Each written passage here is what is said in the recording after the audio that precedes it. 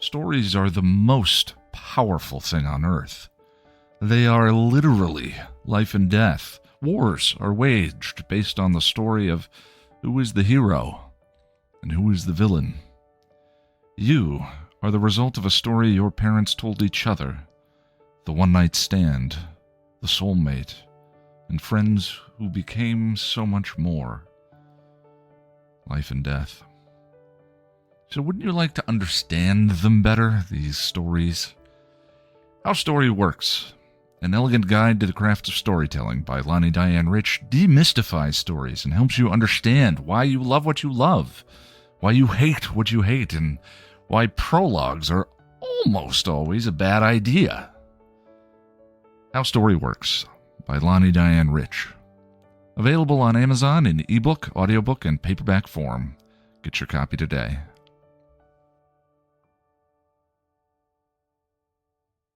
Welcome to Still Pretty, a Buffy the Vampire Slayer podcast from Chipperish Media. I'm film scholar and the very spirit of vexation, Noelle LaCroix.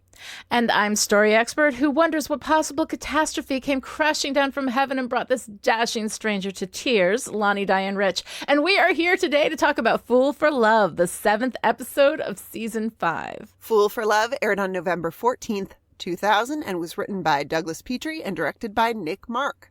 For those of you who have not heard, Still Pretty is a fully spoiled Buffy podcast, so if you haven't seen it all, go take care of that and come on back. If you're looking for fun, there's depth, there's glory, and sod all else, so let's go on patrol.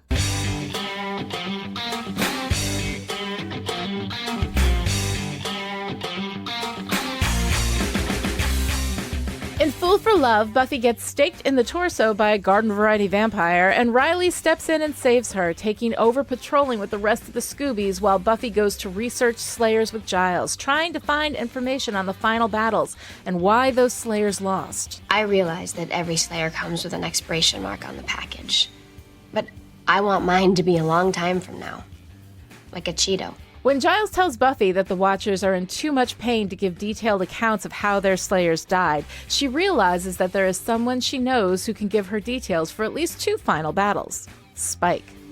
Slayers. You killed 2 of them. I did. They're gonna show me how. Buffy takes Spike to the Bronze to hear the tales, and he demands a price.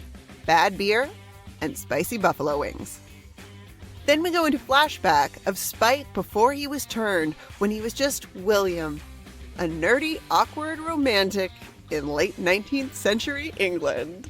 He writes terrible poetry and is humiliated at a party when he declares his love for Cecily, who does not return his affections. You're nothing to me, William. You're beneath me. As he runs crying from the party, he bumps into Angelus, Darla, and Drusilla. Drew takes a liking to him and turns him into a vampire and brings him into the family, where his penchant for risk-taking puts him at odds with Angelus. If I can't teach you, maybe someday an angry crowd will. That, or the Slayer.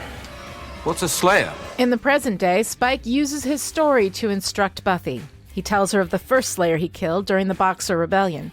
Buffy is disgusted by the fact that killing a Slayer turned him on, but Spike says she's missing the point. But you can kill 100, 1,000, 1,000,000, and the armies of hell besides. And all we need is for one of us, just one, sooner or later, to have the thing we're all hoping for. And that would be what? One good day. While Riley ditches the rest of the Scoobies to recklessly take out a nest of vampires all on his own, Spike and Buffy go out into the alley to finish their discussion, and Spike makes one very good point. The question isn't how'd I win, the question is why'd they lose? What's the difference? There's a big difference, love. Spike and Buffy fight in the alley, reflecting the fight a few decades earlier in a New York subway with Nikki Wood, the second Slayer Spike killed. As he fights with Buffy now, he lives in the memory of that fight. And when it's over, and he's killed Nikki, he's finally able to tell Buffy what she came to him to discover. And now you see, that's the secret. Not the punch she didn't throw, or the kick she didn't land. She merely wanted it. Every Slayer has a death wish. He tells her that the only reason she's not dead already is because of her ties to the world, her family, her friends. But eventually, even that won't be enough. Eventually, Buffy will have had enough of the dance with death, and she will want it to just end. And the second that happens, you know I'll be there. I'll slip in.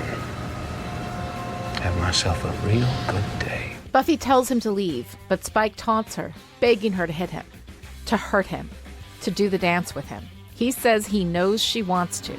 Say it's true. Say I do want to. It wouldn't be you, Spike. It would never be you. You're beneath me. She throws money at him and leaves. As he scoops up the money off the ground, he cries for a moment, but then stops and goes home to retrieve his shotgun. Hasn't got a death wish. Bitch won't need one. Buffy goes home to discover that Joyce is going to the hospital. It turns out her headaches might not be nothing, and she has to go in for observation. Buffy steps outside to her back porch, sits, and starts to cry. Spike enters the backyard, shotgun in hand, and stalks towards her. But when she looks up and he sees her crying, he sets the shotgun aside and sits next to her, comforting her in communal silence.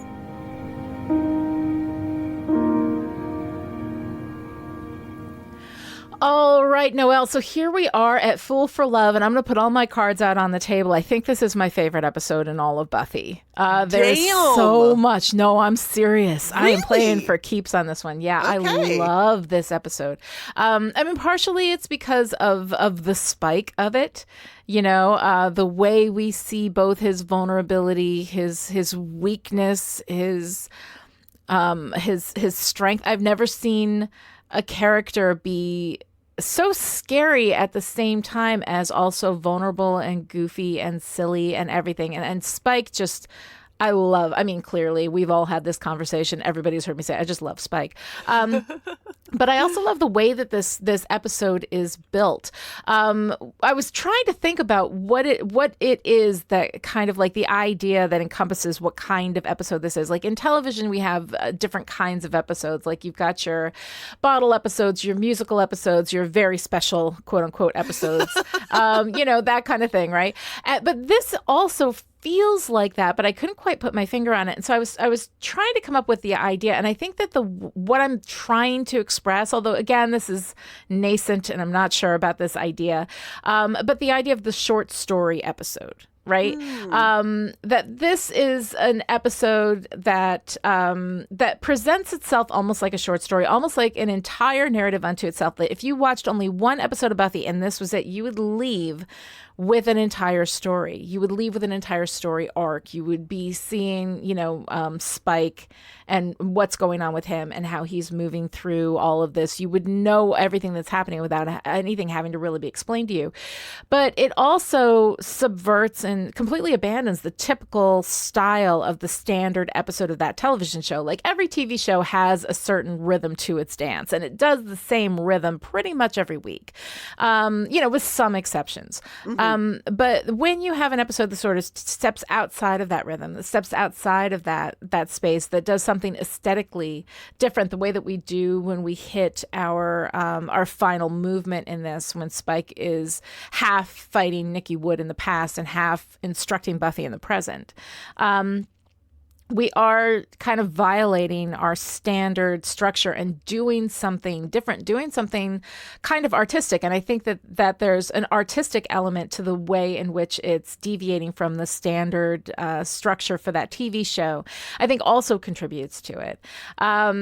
So it almost develops an entirely new style for this one episode. It's a complete narrative unto itself. And when I say that, I don't mean like each episode of most TV shows, with the exception of like soap operas or other super, super serialized shows, typically has its own complete narrative within the episode. But there's something different about the narrative in a short story episode. It's not just a complete narrative within the story world, but it's a complete standalone narrative with its own style, its own rules, its own meaning, you know? And so if it was the only episode that someone completely new to the series and knew nothing else saw, I think that they would be able able to understand it, be able to follow that story and get something out of it. So I think that we have this. I was trying to think of other television series that have episodes like this, and I think that and again, like I said, I'm still developing this as a theory, so I would love for people to hop in here and kind of punch it out a little bit and see what they think.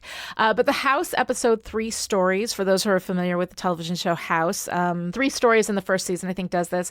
The Doctor Who episode Blink, the Outlander episode The Wedding, the X-Files episode Bad Blood, and also I think even more so maybe Postmodern Prometheus. Now, again, you have to be super familiar with all of these shows in order to know what I'm talking about, but I would love if anybody has examples of short story episodes from other TV shows. We can kind of like talk about it, because I'm really interested in this idea, but I'm not 100% certain yet that I've got it right.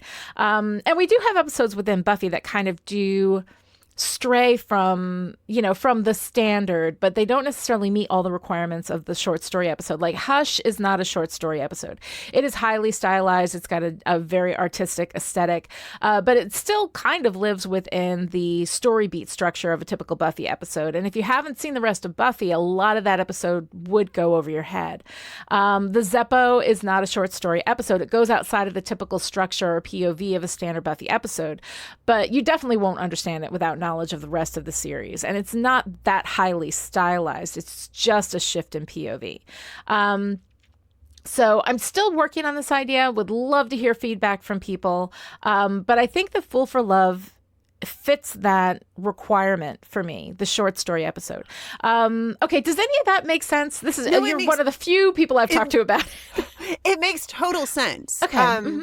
Especially within the context of, I mean, anyone who has watched any television show for an extended period of time, especially something that has a lot of, what's the word I'm looking for? Like production value. Like they know what they're doing. Right. They, there are resources to go out there and like try a thing. Like every series, I think, that has lasted for a substantial number of seasons will have these episodes where they are clearly doing a thing. Mm-hmm. And it's not doing a thing in the, we have a very important message to tell you about the dangers of alcohol. No, like it's we're gonna do an episode in black and white. Mm-hmm. We're gonna do an episode where there's no dialogue at all. Like it's a thing, and it feels a little gimmicky, and sometimes it feels like a huge departure from the show you've been watching, and sometimes it doesn't. Yeah. And I think the short story episode, I don't know, the short story episode seems to, like, for me, walk that line of both very much of the world of the show. Yeah. And also not really. And also kind of its own thing on its own. Like if you were watching Fool for Love, I think that it is a satisfying narrative all unto itself. Right? Yeah. I mean, I think that if you walked away having watched just this episode, you would understand what it was doing, you know? It tells a very strong story in its own right. Right. Mm-hmm. As you say, I mean, ideally, we hope when we're writing episodes of things that they are all complete narratives in and of themselves. But some episodes do stand alone better than others. Mm-hmm. And not necessarily because they give you a real strong sense of the show as a whole, but because, you know, as you were just saying, they tell a story, they tell a really complex story, I think, within the scope of that 40 minutes. Yeah. Yeah, I think that they do. So I don't know. I'm very, very interested in hearing back from people on that and what they think about that, because I think there's something there, but I'm not sure I've entirely nailed it. So, but getting to the question, though, that is always at the beginning of the episode, which I put off because I wanted to talk about short stories. Noelle, what do you think about Fool for Love? I mean, I hate to say it because I know you love it, and you just came out saying it's your favorite episode, but it's fine. It doesn't do it for me. Okay. In that, like, it doesn't make my socks go up and down. Mm-hmm. Like, there are moments I love. There are things that I love. There are some really clever devices within the the framing Yeah. of the stories, but I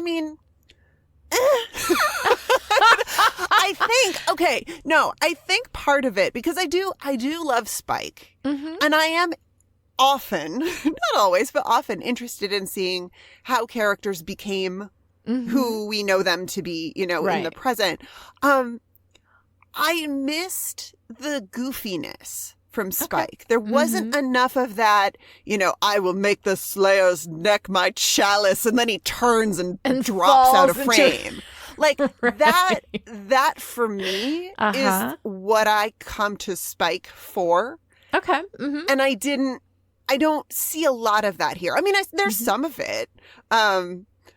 Spike ordering spicy buffalo wings at the Bronze to go with his bad American beer is the Spike I love. Right. Which then he immediately follows with some nasty thing got a taste of you, when he notices Buffy's injury, because we've got this whole, Spike is never not hungry and horny. Never mind the Slayer, aftermath. He's just like, that's just his baseline. Yes, exactly. That's his baseline.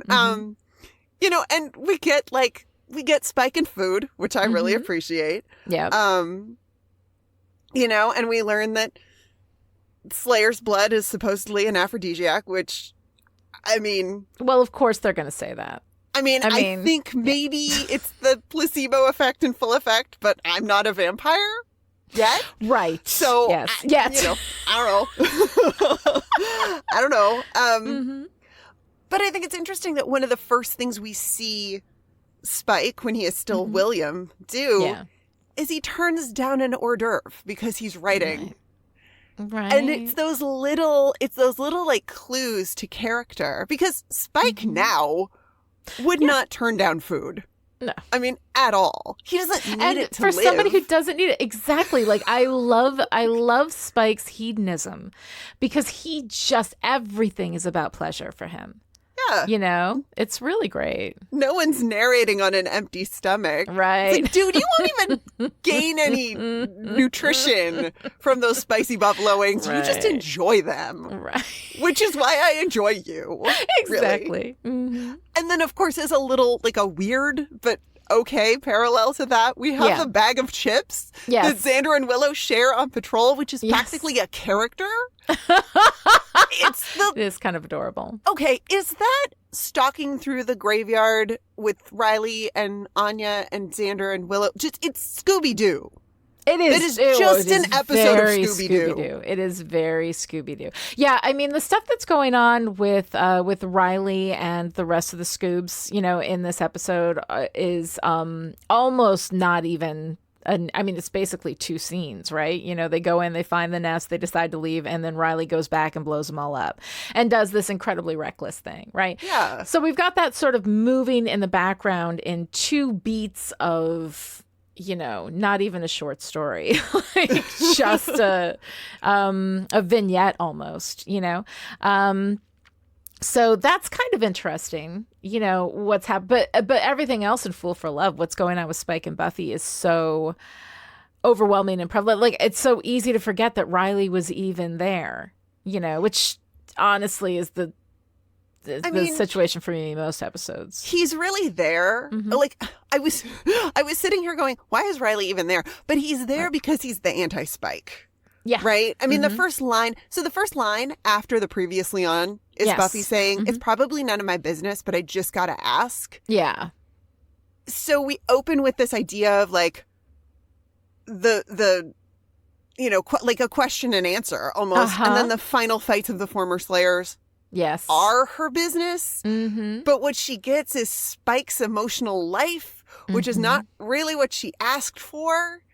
Right. And then there's all of this stuff with Riley patching Buffy up, and they talk about going to the hospital, and Buffy says no because it would freak out her mom. And then, of course, we end the episode with Joyce going to the hospital and Buffy quietly freaking out. And then instead of her soldier boyfriend there to comfort her, it's Spike. Non-boyfriend vampire boyfriend. Non-living boyfriend, yes. Like, really the only reason that Riley exists in this story is to be not Spike. Yeah.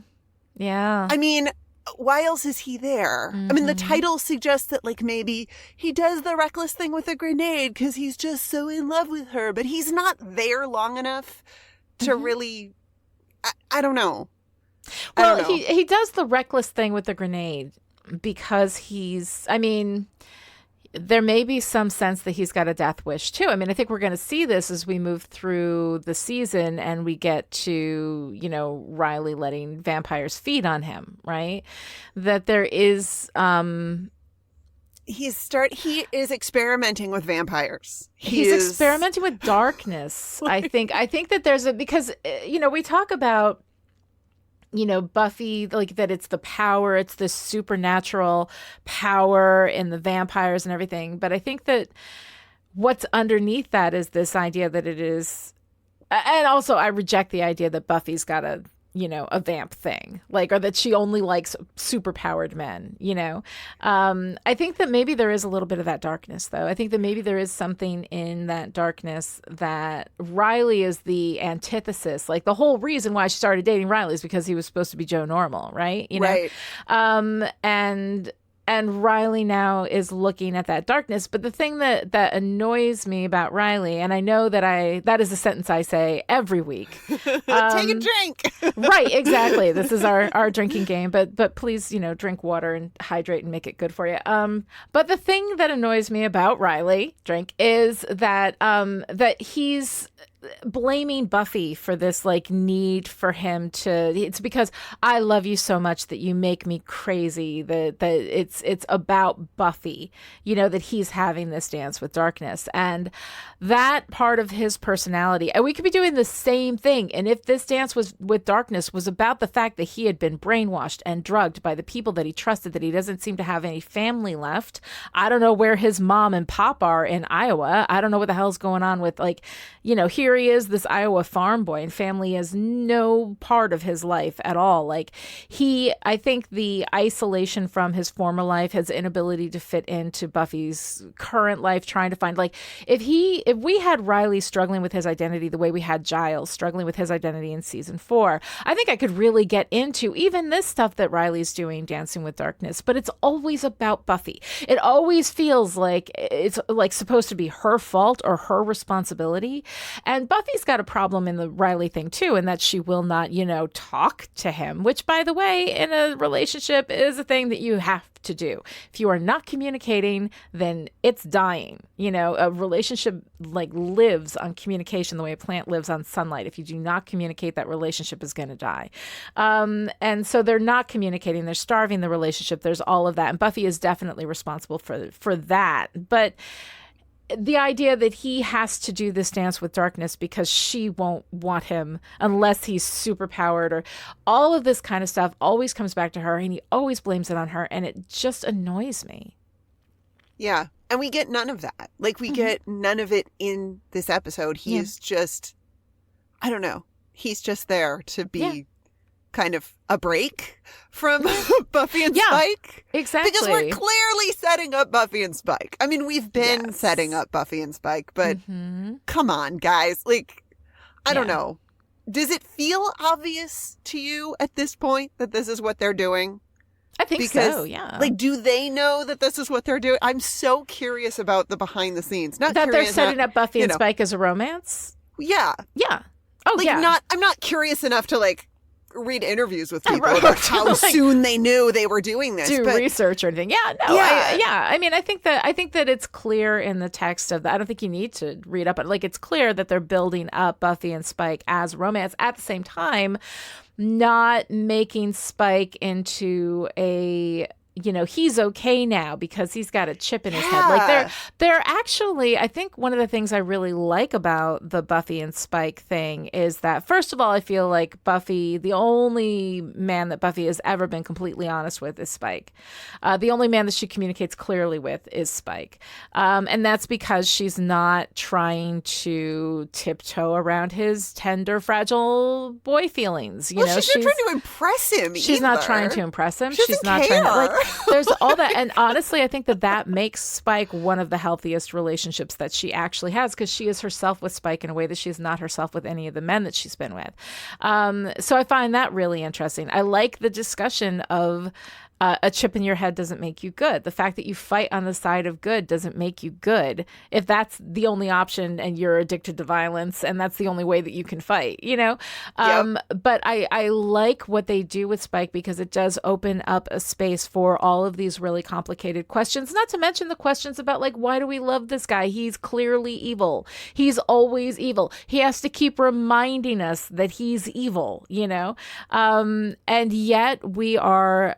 I mean, okay, I can't speak for obviously everybody who has ever, but I think in general there is a real contingent of the fandom that is just in love with him, and it's an interesting kind of space to be in. And Buffy, we don't have Buffy fall in love with him. We don't have Buffy get all starry-eyed about Spike. Like, she always knows exactly what he is, and there's something about exactly that she knows what he is, you know? Especially here. Yeah. In this episode, she sees him. Mm-hmm. Oh God, there are a few things I truly adore and will fangirl over in this episode. And one of them is that moment at the end when he is narrating his story about killing Nikki Wood, who is as yet unnamed, but we all know who she is. Now, but we know who she is, right? Yeah, we know We're who she is. spoiled. We can say her name. Yes. But he's speaking to Buffy as he's taking the leather duster off of her after he's killed her. He is so in the memory as he's telling this. But what we're seeing, what the camera is showing us, is him speaking to Buffy. She is also in the memory with him. She is seeing him clearly as this past version of himself. And I love it so much. Oh my God, it's so good. It's so good. And I think this is what, like, the two of them, they see each other so clearly. You know, and that to me is part of what I absolutely love about this relationship. Also, let's take a moment to talk about Nikki Wood. Let us shout out to the unbearable whiteness of Buffy, which is something that my friend Dr. Charisse Lepre, who's a professor at Newhouse, I was discussing Buffy with her once, and she coined that, and I was like, oh yeah, love that. So the unbearable whiteness of Buffy. Here we have a Slayer. We actually have two Slayers who are women of color. We have the Chinese Slayer back in the day. And I think she was named in like the comics or something. She has a name. I don't have the name in my notes right in front of me, and I apologize for that. But here we have this Slayer and this unbelievably heartbreaking moment where she says something like, "Tell my mother I'm sorry." And then Spike says, "Sorry, love, I don't speak Chinese." Okay, but I gotta stop you right there. Yeah? Because I gotta talk about the what the fuck of this moment. Yeah. I gotta talk. I mean, it's heartbreaking and it's wonderful. Yeah. But so she knows she's fucked, right? Uh-huh. And she says, "Tell my mother I'm sorry," which we know, the audience knows, because of subtitles. Right. Then Spike says, "Sorry, love, I don't speak Chinese." But he's the one telling the story. So what the actual fuck with this decision? POV violation. You are correct. I didn't even pick it up. But what the fuck with this? And I mean, they're fucking with the POV. I'll answer my own question. Either that or he's just saying that to be cruel. Wouldn't that be the worst? That would be the actual fucking worst. It is the actual fucking worst, but it's also Spike. It's Spike. Spike is fucking terrible. And the fact that we love him is something that, requires some introspection. Well, because a villain, okay, Spike is he's very Richard III in this episode, in that it's you're not with him necessarily, but you're kind of with him. You're like, all right. Because what he's saying essentially is, watch me go. Right. I'll show you. Watch me go. And you as the audience kind of sit back and go, yeah, all right. Okay. Yeah, all right. Yeah. And I mean, that's the thing. And writers who want to write good villain characters, I think that there's so much to be learned from Spike, because real vulnerability, consistent characterization, and personality that shows what they love, what's important to them, what matters to them, and that it matters deeply, which is an additional vulnerability. Anytime you care deeply about something, that is an additional vulnerability. When you don't care, then we don't care, right? But Spike loves, I mean, he came on the screen loving Drusilla, loving violence, loving all of it, and taking joy in it. When you see a character take joy in something, there's part of you that takes joy in that too. No matter what, even when we know the character is bad and evil, there are other things to him that make him incredibly lovable. So I find that really interesting. And I think it's I think Spike is a wonderful example for anybody trying to build a villain. We call it the villain that you love to hate, but we love to love Spike. Yeah, I was going to say. And sometimes there's inner conflict with how much I love Spike. I would rather, just as a reader or a viewer, I would rather love a villain as opposed to love hating them. Yes. It does give you complex feelings, especially when you're like, oh, but they did this awful thing, but you're kind of with them. You're and does it like, make me go. a bad person that I love this guy and I'm kind of rooting for him? Like I know that he's a bad person and like an evil vampire and a killer. A serial killer, we're going to get a lot of times where Spike, there's this one point where he says, I can't remember, it's from Touched, where he makes the speech to Buffy and he says, I've seen a lot of things and some I wish you didn't, or something like that, or you didn't know about.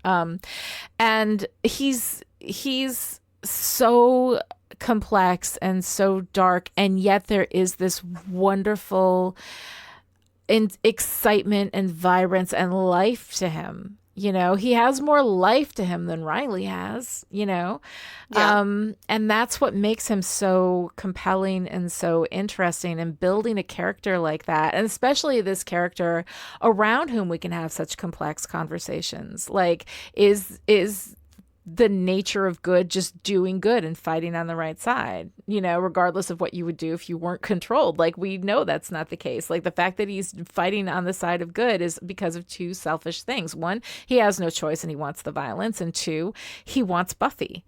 He's in love with Buffy and he wants her, so he fights on her side. But that's, the only reason. I think we're going to get into some complicated areas. Like when he takes that beating from Glory later this season to save Dawn. Like, is that a good thing or is that not? We'll have that conversation when we hit that episode. But that's the thing. Like, he inspires these really, really complicated, really interesting questions and discussions about the nature, like what is good, what is not, and is it okay to be in love with Spike? If loving Spike is wrong, I don't want to be right, baby. Well, and even what is truth.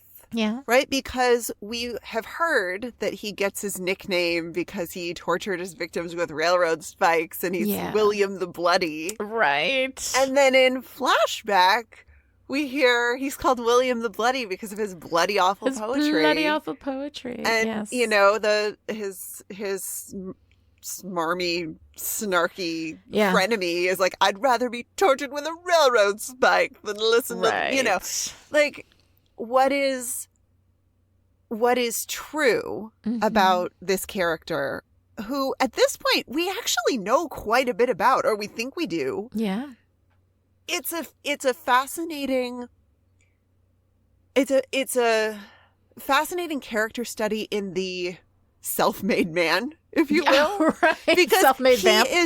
The self-made vamp. Because of course it's Drusilla who makes him a vampire. But he is the one who adopts this identity for himself. Yeah. And he is the one who tells this story, not just to Buffy in this episode, but I get the sense that he has been telling this story about himself to himself for a very long time. Mm-hmm. He is often shaping his own reality as though he is a character in a story. Right. He is just, he's like, he's the one going around saying, I'm evil. Right. And labeling himself and, posturing around and jealous. And don't you ever get tired of fights you're going to win? Like, Right. he is building up a sense of identity. Essentially, I get the sense from this episode, at least, that Spike is someone who will lie to himself in an aspirational sort of way until that becomes the truth. Until that becomes the truth. Yeah, I can absolutely see that. And we know that he is invested in stories and storytelling. We know we've seen over and over again the relationship between Spike and television. Television specifically, episodic television. He loves him some television. Right. He loves a narrative that builds and builds and builds. And I think some of what we see in this episode is evidence that he has been building his narrative for himself. Oh, yeah. Basically since, I don't want to say since Jump, but maybe since Chomp.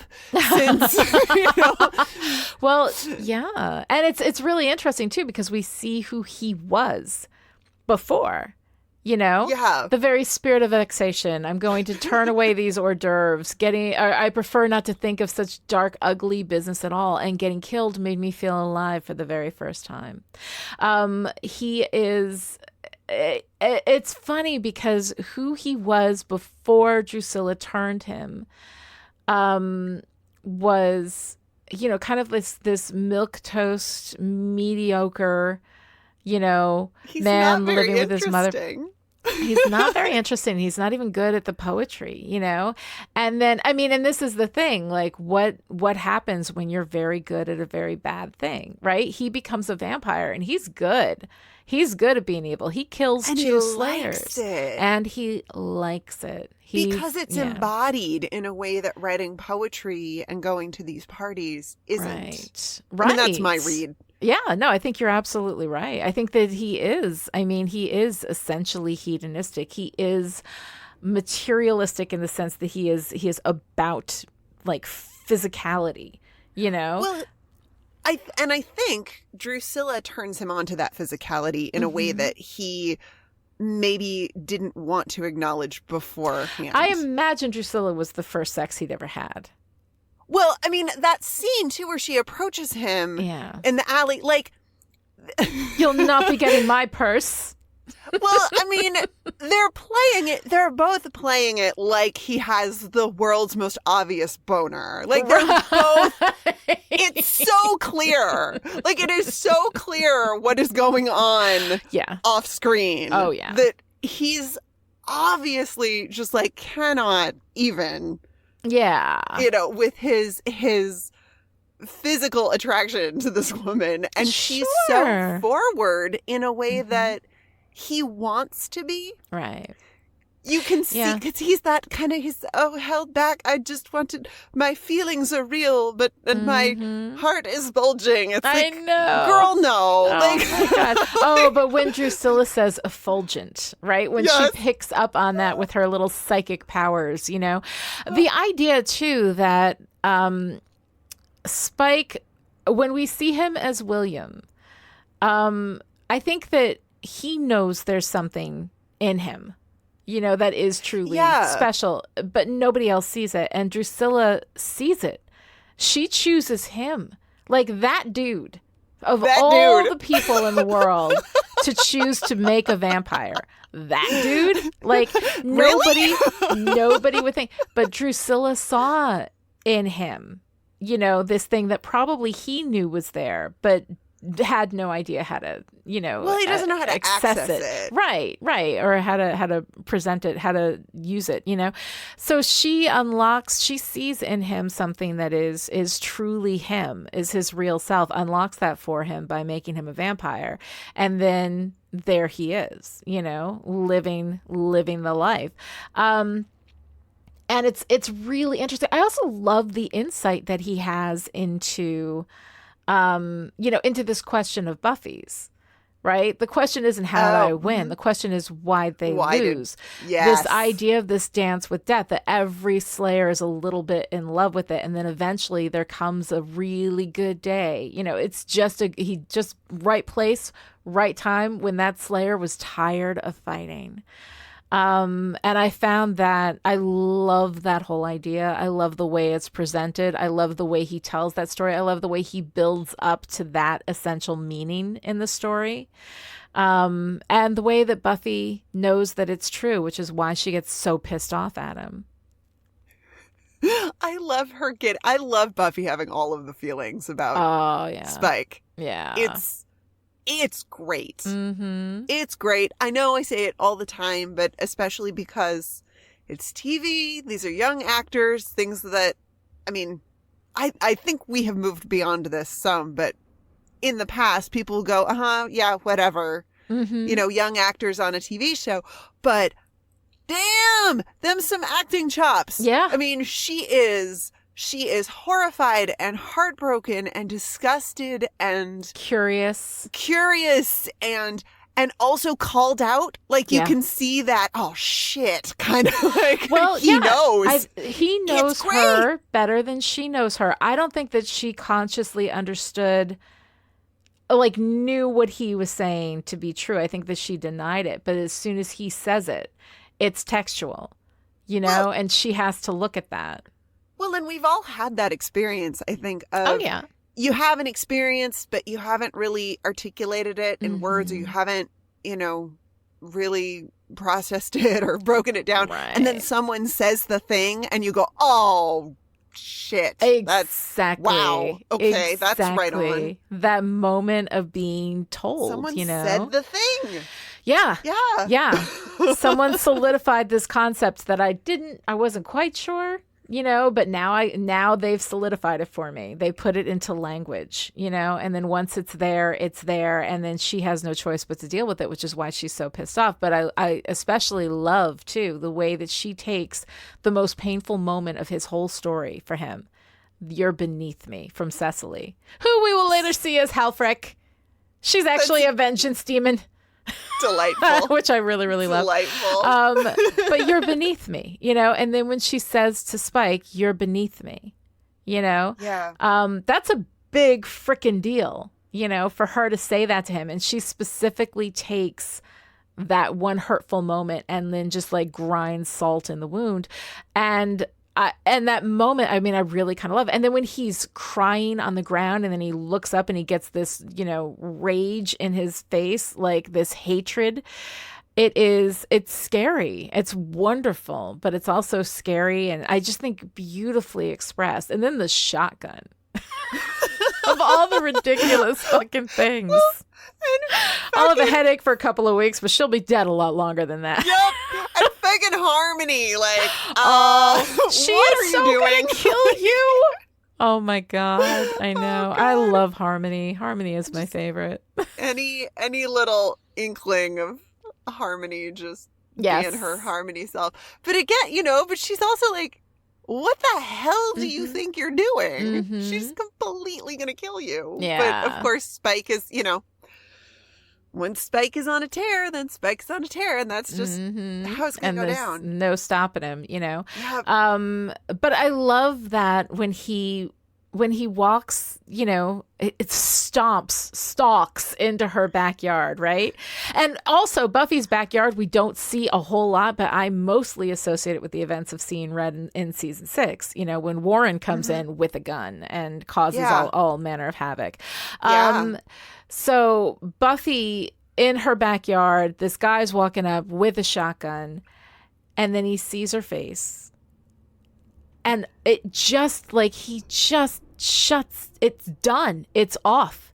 You see the love in his face, and he's just like, what's going on? You know? Like, he wanted to kill her, and yet seeing her in pain is too much for him. And I love that essential contradiction within him, you know? Yep. And his empathy. I mean, yes, it's selfishly motivated because he loves her, but he has actually, for a vampire, a great deal of empathy. He can feel what other people feel. And I find that really interesting in Spike. I think it's what makes him such a great manipulator. Yeah. Oh, absolutely. And I love that when he does sit down on the porch next to her, that we just stay there. We just hold in silence. We get a long moment And the of silence. awkward way he pats her shoulder. Oh, God! The little there. He's like not good at this. But she lets him comfort her. And he can, because he sees her. He's the only one who sees her. When she is with Spike, she is fully and completely seen in a way she isn't with anybody else. All right, that's a fun thing to watch for going forward. Oh, How yeah. is Buffy with Spike? Mm-hmm. Especially from now on, because Yeah. this is, I mean, that's This is a hell turning of a point. place to leave it. Yeah. Just story-wise and, their relationship-wise. Obviously, Yeah. they don't have a romantic relationship at this point. Yes. It's being foreshadowed the house very down. romantic in the Heathcliff on the Moors romanticism idea, the doomed and dark romantic. Right. It is, but this is not a mutually romantic. Like she's not also in love with him, but there is something about him, and we've seen it a million times in his delight armor. The fact that he just can't seem to die, and she can't seem to kill him. She doesn't want to kill him. I think because he doesn't does want to. see her, She I think keeps that looking for excuses to kill him and then talking herself out of it. exactly. I mean, it's the same thing. They want to kill each other, but they can't because they are each other's. They are the only one that the other one truly sees them. The only people that truly see each of them, and I think that they understand each other in ways that other people just don't. So yeah, I mean, it's such a complicated and interesting thing. And that's why, like, this episode, I love the way we tell the story. I love Spike's getting of the jacket, although at the same time, while I love that he's getting the duster, I'm Right. offended on behalf of Nikki Wood. God. Like knowing who that belongs to makes it offensive. It's so good and so disgusting. So I know, right? Like I love that Spike is a character that makes us feel all of these contradictory feelings all the time. Like you're always like trying to hold, I think it was Aristotle said the sign of an intelligent mind can hold two opposing thoughts at the same time. That Yep, might have been Aristotle, think might have so. been John F. Kennedy. I don't fucking know. Look it up. But anyway, I don't remember. It could have been anyone. It honestly could have been anyone. But there is a joy. There is I feel like there's a name for it, but I don't know what it is. But there is a joy in that contradiction. There is a joy in that cognitive dissonance of holding these. I love Spike. He is evil. These are two things that exist at the same time. There is something about that brings a level of complexity into the discourse and into the story world that does give you that hit of joy. Like I love that with this character. And I think that that's really fun. Also, I gotta say, we don't get a lot, but I love Giles in this. And just that scene where he's talking with Buffy about the deaths of the Slayers and how heartbreaking it would be for a watcher to tell the story of the Slayer's death. Because she's like, where are the details? Where's the thing? And he's like, they find it too. And she was like, distasteful or something like that. And he goes, no, too heartbreaking or sad or something, and him with her, like this father-daughter thing that they've had going on has been textual for quite some time. But at the same time, it's constantly evolving that they are father and daughter, that he does see her. You have a father's love for the child, and we've seen that with him. And then for him to have this discussion with her, and for him to be in this moment, you see him thinking about it.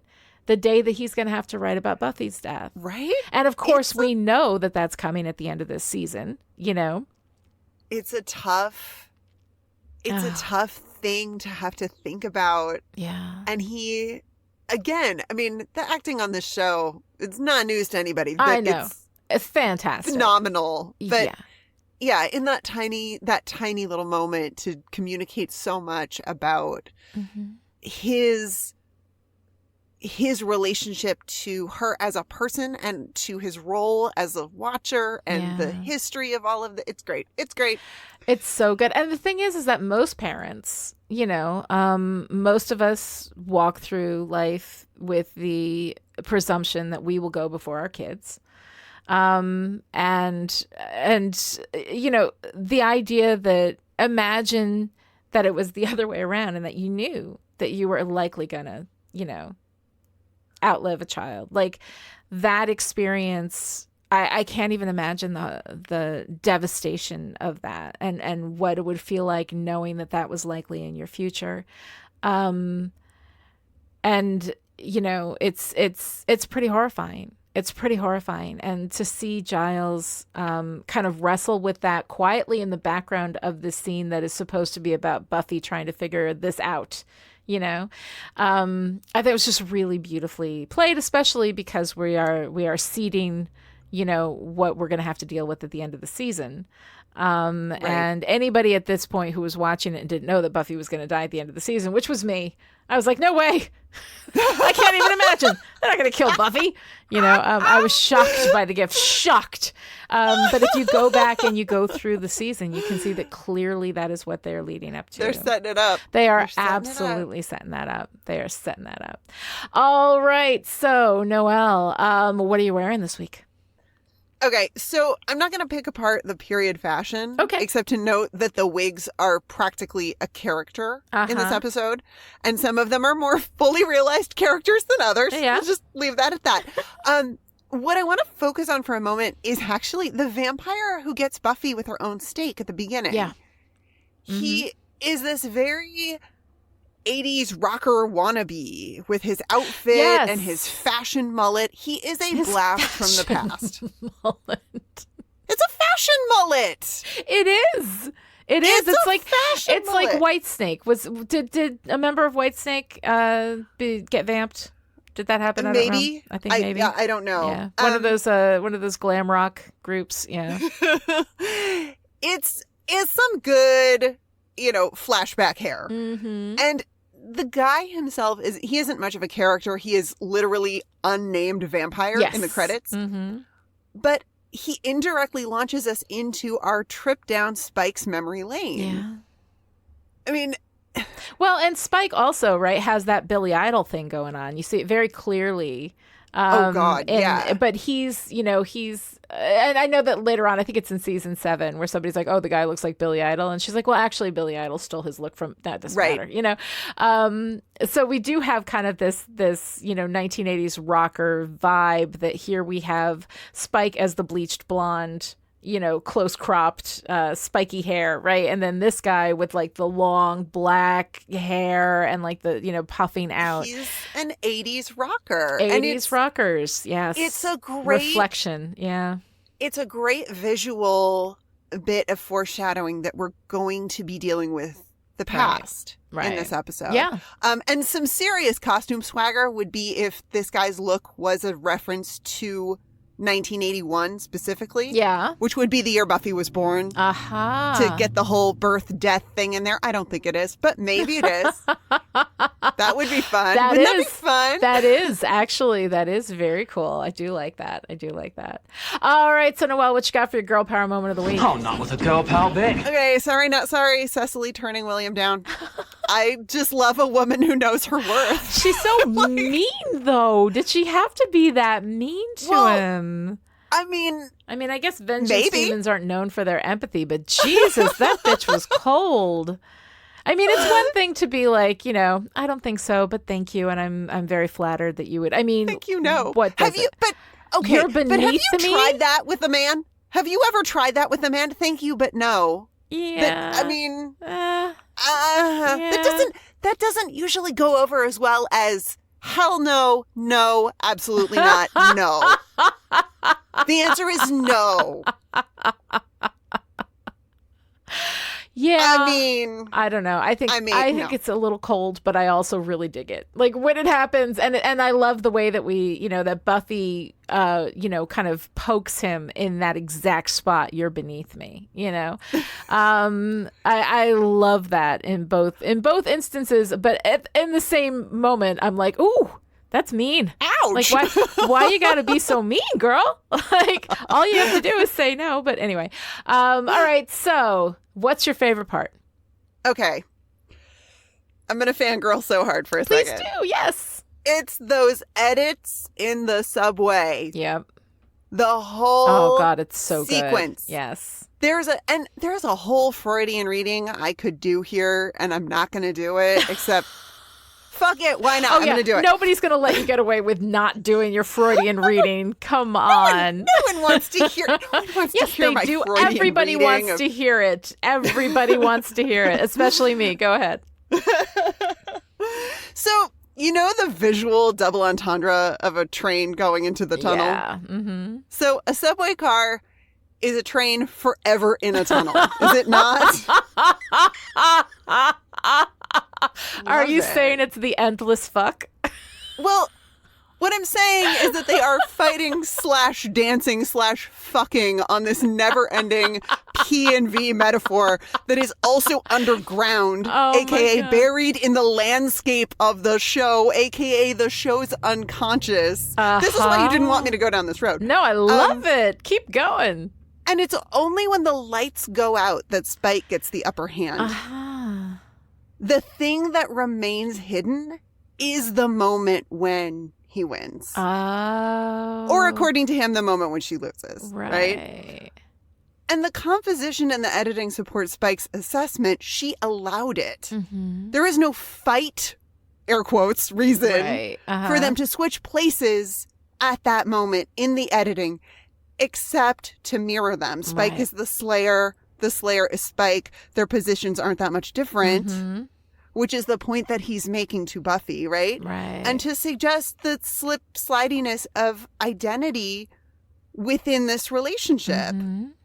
You know, and Spike, then we have Spike describing, you know, that final gasp, that look of peace. He's describing death rather Le petit poetically. mort, right? Yeah, Mm-hmm. but that's an orgasm. Right. Le petit mort, Mm-hmm. the little death. Mm-hmm. I mean, it's amazing. Like, it's amazingly Freudian. It's even borderline Freudian film theory. In other words, the text itself has an unconscious. Right. Yep. And we're seeing it through the editing. But New York Spike monologuing while stealing the duster and maintaining eye contact Oh my God. with present day Buffy. Yeah. That shit feels so subversive Mm-hmm. now. Like, Yes. now. 20 years later, that editing on the subway car, that, I don't even know. I mean, it's editing, but it's like it's almost a timeline shift. Right. She's seeing him in the past, talking to her in the present. Oh my God. Yeah. No, it's crazy. It's crazy. It's so good. Yeah. It is bananas Mhm. how cool that whole sequence is and how well it still works. Mm-hmm. It feels contemporary. It feels subversive now. Right. And I'm so here for it. Mm-hmm.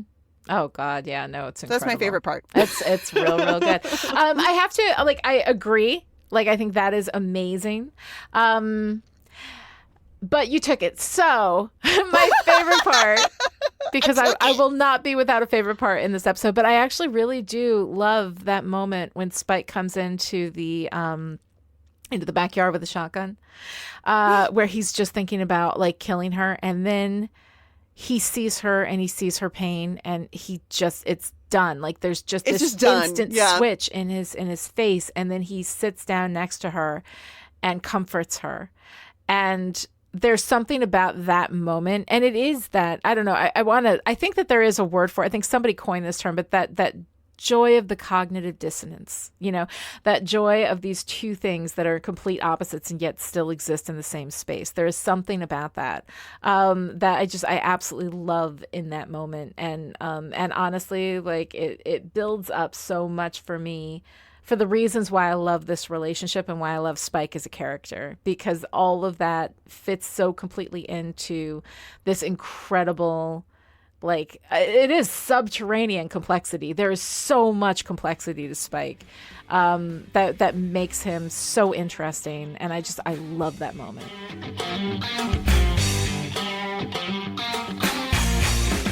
All right, if you enjoyed this conversation, would like to join in, come find us on social media. I am at Lani Diane Rich on Twitter, and Noelle is at Noelle Aloud on Instagram, and the hashtag is still pretty. This episode of Still Pretty was brought to you by the Chipperish Media producers who support us on Patreon at the power producer level.